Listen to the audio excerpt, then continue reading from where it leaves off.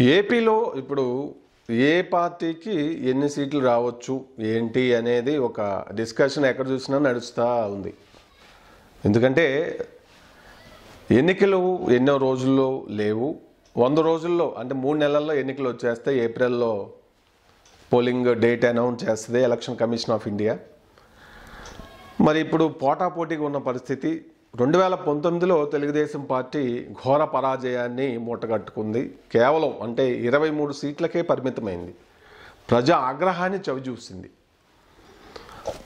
అలాగే కొత్తగా వచ్చిన జగన్కి ఒక అవకాశాన్ని ఇవ్వండి, నేను పరిపాలనలో మార్పు చూపిస్తాను అన్న జగన్ గారికి వైఎస్ఆర్సీపీ పార్టీకి ఆయన పార్టీకి 151 సీట్లు ఇచ్చి ఎవరూ ఊహించనంత విజయాన్ని కట్టబెట్టి ఔరా అనిపించారు.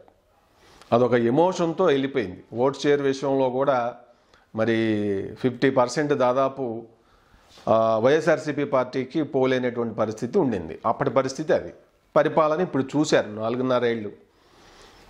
ఇప్పుడు ప్రజెంట్ సిచ్యువేషన్ వైఎస్ఆర్సీపీ పార్టీలో జరుగుతున్న పరిణామాలు, అభ్యర్థులు మార్చడం కావచ్చు, వాళ్ళ వ్యూహకర్త ప్రశాంత్ కిషోర్ ఇటువైపు వచ్చేయడం కావచ్చు, 60 మంది ఎమ్మెల్యేలని కొత్త వాళ్ళని అనౌన్స్ చేయాలని చెప్పి మనం వినబడుతున్న వార్తలు కావచ్చు, కొంతమంది నియోజకవర్గాల్లో ఉన్న వాళ్ళని స్థానచలనం వేరే చోటికి పంపాలి అంటే ఇది పొమ్మనకుండా పొగబట్టడం అని వాళ్ళే ఫీల్ అవుతున్న పరిస్థితి చూస్తూ ఉన్నాం. మరొక వైపు ఈసారి ఎట్లయినా సరే జగన్ పరిపాలనని దింపాలి, జగన్నే అధికారం నుంచి సాగనంపాలి.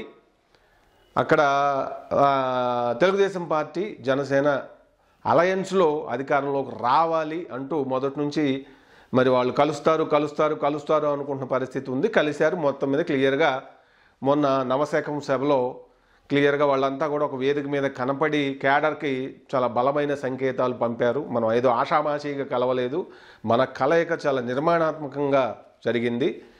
సంయుక్తంగా మనం కలిసి పనిచేసి ముందు అధికారంలోకి రావాలి అనే ఇంటెన్షను, ఆ వాతావరణాన్ని, ఆ సందేశాన్ని అటు తెలుగుదేశం పార్టీ అలాగే జనసేన పవన్ కళ్యాణ్ గారు వాళ్ళంతా కూడా మొన్న వైజాగ్లో పోలేపల్లిలో జరిగిన లోకేష్ పాదయాత్ర ముగింపు సభ రోజున ఒక క్లారిటీ ఇచ్చారు. సో మొత్తం మీద ఇప్పుడు అట్మాస్ఫియర్ దానికి తోడు ఇప్పుడు ఏపీ కాంగ్రెస్ను కూడా యాక్టివేట్ చేస్తూ ఉన్నారు. ఏపీకి షర్మిల గారు కాంగ్రెస్ పార్టీ అధ్యక్షురాలు అవుతారనే ఇది బాగా మనకు వినపడుతుంది. రేపో మాపో అదే అయ్యే అవకాశం కూడా ఉన్నది. మరి ఆ పార్టీ యాక్టివేట్ అవ్వటం వల్ల కూడా చూస్తే మనకు పైకి సరే ఇప్పుడు పెద్దగా ఓట్ షేర్ లేదు. కాంగ్రెస్ పార్టీ ఏం పాతది కాదు, అదే కొత్త పార్టీ కాదు. వ్యక్తులు కొత్త వాళ్ళు వచ్చారు కాబట్టి పరిస్థితులు మారుతూ ఉన్నాయి కాబట్టి రాష్ట్రం విడిపోయినప్పుడు ఆంధ్ర ప్రజలకి కాంగ్రెస్ మీద కోపం ఉంది. దాంతోనే వాళ్ళంతా కూడా అటు వైఎస్ఆర్సీపీకి వెళ్ళడం జరిగింది, జగన్ గారు పెట్టిన పార్టీకి. అది ఓకే, 10 ఏళ్ళు గడిచిపోయింది. ఈలోపు చాలా మార్పులు వచ్చినాయి. ఇప్పుడు అటువైపు అసంతృప్తులు కూడా ఎక్కువయ్యారు. వాళ్ళందరికీ ఇక్కడ తెలుగుదేశంలో స్పేస్ లేదు. సో వాళ్ళు కొంతమంది ఇటు మరి ఇప్పుడు షర్మిల గారు అధ్యక్షురాలు అయితే ఖచ్చితంగా అటువైపు వెళ్ళే అవకాశాలు అయితే కనపడుతున్నాయి. దానివల్ల కూడా కొంత వైఎస్ఆర్సీపీ పార్టీకి మైనస్ అయ్యే అవకాశాలు ఉన్నాయి.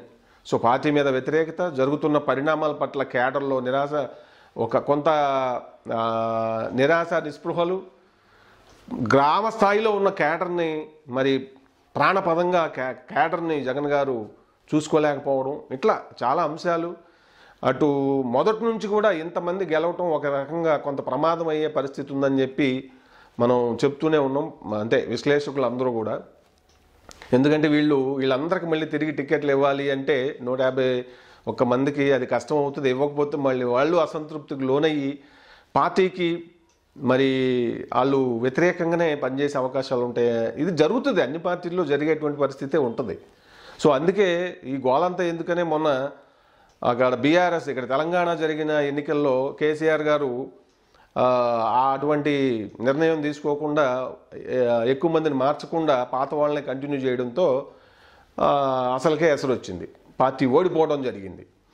సో ఉంటాయి ప్రతిదానికి యాక్షన్ అంటే రియాక్షన్ ఉంటుంది కాబట్టి అది పరిస్థితి. సో ఇప్పుడు ఓవరాల్గా అసలు ఇప్పుడు చూస్తే ఏ పార్టీకి ఇప్పుడున్న పరిస్థితులు, ఇప్పుడు ఎన్నికలు జరిగితే ఏ పార్టీకి అధికారం రావచ్చు, ఎవరికి ఎన్ని సీట్లు రావచ్చు అనేది అట్లా లెక్కలు వేసుకున్న పరిస్థితి కనపడుతూ ఉంది. అట్లా కొన్ని సర్వేలేవో అటు వైఎస్ఆర్సీపీకి మళ్ళీ అధికారంలోకి వచ్చేది ఉందని చెప్పి స్కాన్ పోల్ సర్వే లాంటి వాళ్ళు చెప్పారు.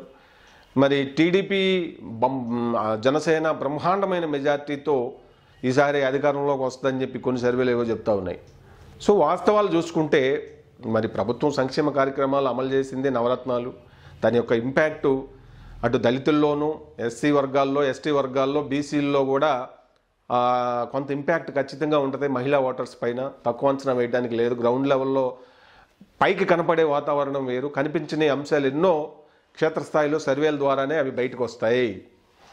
కాబట్టి మొత్తం మీద ఇప్పుడు వైఎస్ఆర్సీపీ పార్టీ వాళ్ళు ఆలోచిస్తున్నది, మాట్లాడుకుంటున్నది ఏమిటంటే వాళ్ళు 100 సీట్లు ఈసారి 100 సీట్లతో అయినా తక్కువలో తక్కువ 100 అయితే వస్తాయి. పోయినసారి అంతా రాదులే కానీ ప్రభుత్వం మీద వ్యతిరేకత ఉంది, కేడర్లో అసంతృప్తి ఉంది. అయినా కూడా ఆ సంక్షేమ కార్యక్రమాలు, తెలుగుదేశం పాలన కంటే జగన్ గారి పరిపాలనే, సామాజిక న్యాయము, అలాగే ఆర్థికపరమైనటువంటి ఈ నవరత్నాల వల్ల చాలా వర్గాలు లబ్ధి పొందుతున్నాయి. కాబట్టి ఖచ్చితంగా ప్రజలు మళ్ళీ దీవిస్తారు, 100 సీట్లు వస్తాయని చెప్పి వాళ్ళు అనుకుంటున్న పరిస్థితి కనబడతా ఉంది. ఆ పార్టీలకు సంబంధించి జనరల్గా బయట టాక్ అది. సో కొంతమంది అన్ని రాకపోవచ్చేమో, తగ్గుద్ది, మెజార్టీ బొటాబొటికి వస్తుందేమో అని ఆ పార్టీలోనే అనుకుంటున్న పరిస్థితి కూడా ఉంది. 100 అంటే పెద్ద మెజార్టీ ఏం కాదు. మ్యాజిక్ ఫిగర్ ఎంత, 175 సీట్లు మొత్తం ఉన్నాయి ఏపీలో అసెంబ్లీ సీట్లు. అధికారంలోకి రావాలంటే ఏ పార్టీ అయినా దాదాపు అందులో సగం మీద ఒక సీటు ఎక్కువ గెలవాలి. 175 అంటే మనకి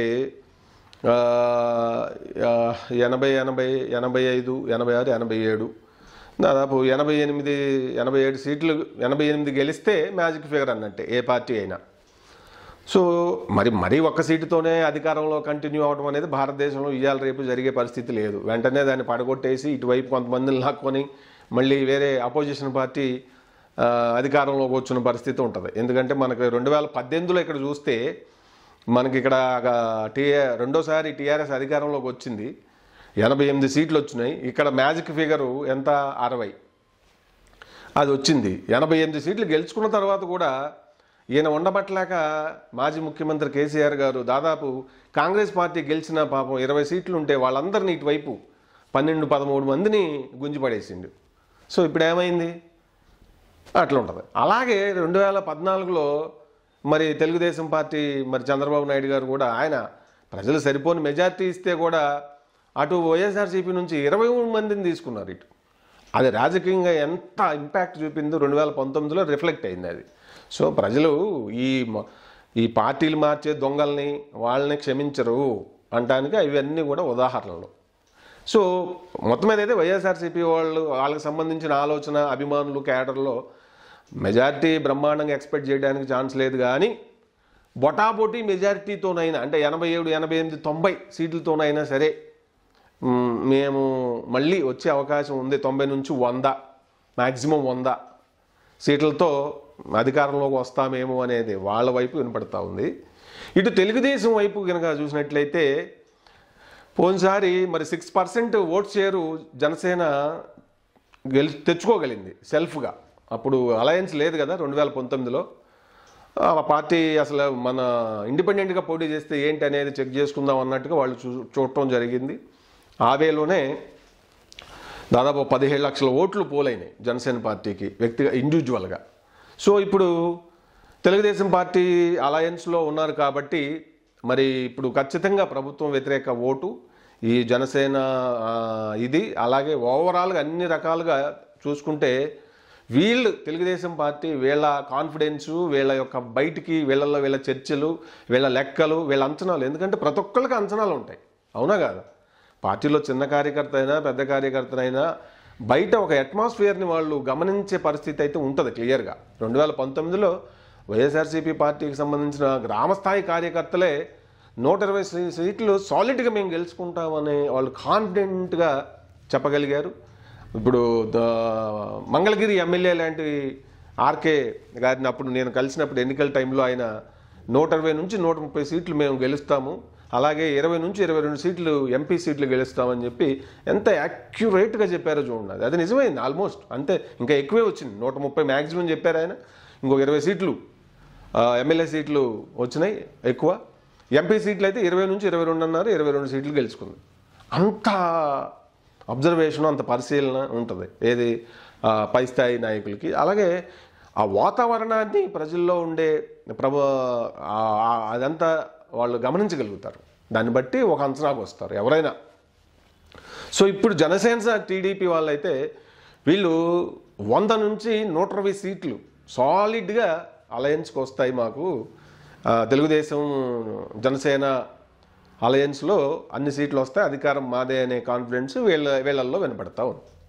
సో అలాగే ఇప్పుడు షర్మిల గారు రావటం వల్ల కూడా అది కొంత మాకు అసంతృప్తులు వాళ్ళందరూ వచ్చి చేరడం వల్ల ఓవరాల్గా అది సమ్ పర్సంటేజ్ ఆఫ్ ఓట్ అనేది ఖచ్చితంగా అది వైఎస్ఆర్సీపీకే మైనస్ అవుతుంది అటు. ఎందుకంటే ఆ వైఎస్ఆర్సీపీ ఓటంతా కూడా ఒకప్పుడు కాంగ్రెస్ పార్టీదే కాబట్టి వాళ్ళు మళ్ళీ ఇటు చీలినా అది ఈ కాంగ్రెస్ పార్టీ నుంచి ఎవరన్నా నిలబడ్డ అభ్యర్థులు కానీ ఒకవేళ నిర్ణయాలు మారి నిలబడ్డ ఏదైనా జరిగిన ఓవరాల్గా ఏంటంటే ఇప్పుడు తెలంగాణలో తెలుగుదేశం కాంగ్రెస్ కలిసి పనిచేసిన ఒక అట్మాస్ఫియర్ మనం చూసాం. అక్కడ కూడా ఇప్పుడు అదే జరగబోతుంది అన్నట్టుగా మనకు అర్థమవుతా ఉంది. ఓవరాల్గా అన్నా చెల్లెలకు మధ్య రాజకీయ సయోధ్య లేదు కాబట్టి ఎంతో చేసినా తనకి ఏమీ అన్న వైపు నుంచి రాజకీయంగా లబ్ధి చేకూరలేదు కాబట్టి మరి తండ్రి గారి పేరుని ఆమె కూడా ఉపయోగించుకుంటుంది. వైఎస్ఆర్ పేరుని తన తనయుడిగా వచ్చాను దీవించండి మన కాంగ్రెస్కి మళ్ళీ కంబ్యాక్ అని వాళ్ళ నినాదం అధిష్టానం కూడా అదే స్థాయిలో ఇప్పుడు దక్షిణాది వాళ్ళకి క్రియాశీలకమైంది. నార్త్లో కాంగ్రెస్ బలహీన పడిపోతున్న పరిస్థితి మనం చూస్తూ ఉన్నాం. సో ఓవరాల్గా ఏంటంటే ఒకదానికొకటి 2019లో జగన్ గారికి ఒకదానికొకటి ఎట్టయితే పాజిటివ్గా కలిసి వచ్చినాయో ఇప్పుడు అన్ని ఒకదానికొకటి రివర్స్ అవుతున్న పరిస్థితి వైఎస్ఆర్సీపీ పరిస్థితి మనం చూస్తూ ఉన్నాం. అది బయటికి మనకి ముందు క్యాడర్ విషయంలో తెలుగుదేశం ఉన్నంత స్ట్రాంగ్గా తెలుగుదేశం అధినేత వాళ్ళు 40 ఏళ్ళు ప్రయాణం అంటే మనం అర్థం చేసుకోవచ్చు. క్యాడర్ లేకపోతే ఏ పార్టీ అయినా ఇంతకాలం మనుగడ సాగుద్దా? వైఎస్ఆర్సీపీది తక్కువ కాలమే కావచ్చు, కానీ ఈ తక్కువ కాలంలో పార్టీకి ఆయన క్యాడర్కు చూపించినటువంటి కేర్ కానీ క్యాడర్కి ఇచ్చిన భరోసా కానీ లేదంటే క్యాడర్ మీద చూపించిన అటాచ్మెంట్ ఏముంది అంటే మరి అది క్యాడర్కే తెలియాలి, ఆయనకే తెలియాలి. సో ఓవరాల్గా ఇట్లా చూసుకుంటే ఇది వైసీపీ వాళ్ళేమో 100 సీట్లు అయినా మ్యాక్సిమం 90 నుంచి 100తో మళ్ళీ అధికారంలోకి రావచ్చు అనే ఇదిలో వాళ్ళు ఉన్నారు. ఆ ఛాన్సే లేదు. ఖచ్చితంగా 100 సీట్ల నుంచి 120, 130 వరకు ఈసారి మాదే సీట్లు మా అలయన్స్ టీడీపీ అండ్ జనసేన అలయన్స్లో మాకే ప్రజలు పట్టం కడతారని చెప్పి వాళ్ళు ఆలోచిస్తున్న పరిస్థితి ఉంది.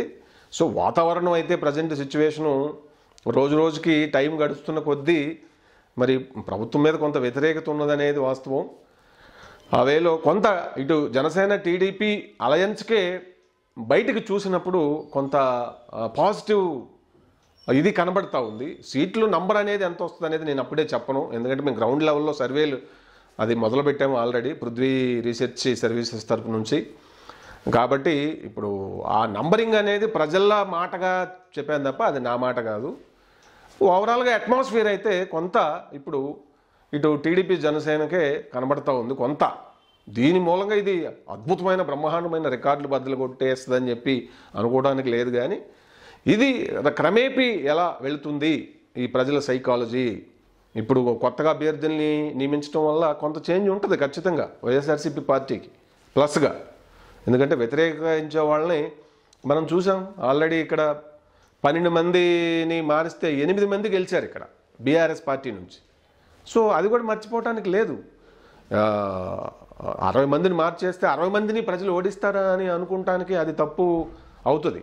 ఖచ్చితంగా మనం ద్వేషించేవాళ్ళు మనకు నచ్చిన వాళ్ళని తీసి వేరే వాళ్ళని పెట్టినప్పుడు పార్టీ నాయకుడి మీద ఉండే మనకి అభిమానంతో మళ్ళీ ఆ నాయకుడికి కట్టబెట్టే అవకాశాలు ఉంటాయి.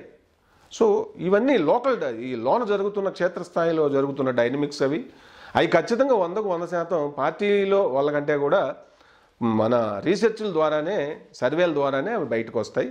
చూద్దాం మరి మొత్తం మీద ఓవరాల్గా ఏం జరుగుతుంది 2024 ఏపీ ఎలక్షన్స్లో. అంటే ప్రతిపక్షాన్ని అధికార పక్షాన్ని ఒక లిమిట్లో పెట్టి సీట్లు ఇస్తారా, లేదంటే 2019 మాదిరి వన్ సైడ్ ఒకే పార్టీకి కట్టబెడతారా అనేది అయితే నాకు చాలా ఆసక్తిగా ఉంది. చూద్దాం ఏం జరుగుద్దు అనేది. ఎందుకంటే ఎప్పుడైనా సరే నేను కోరుకునేది అధికార పక్షానికి అంటే అధికారంలోకి వచ్చే పార్టీతో పాటు ప్రతిపక్షం కూడా బలంగా ఉండాలి. బలమైన ప్రతిపక్షం లేకపోతే అది ప్రజలకే నష్టం. అది ఏ రాష్ట్రం అయినా, ఎక్కడైనా, ఎప్పుడైనా. మరి మీరేమంటారు?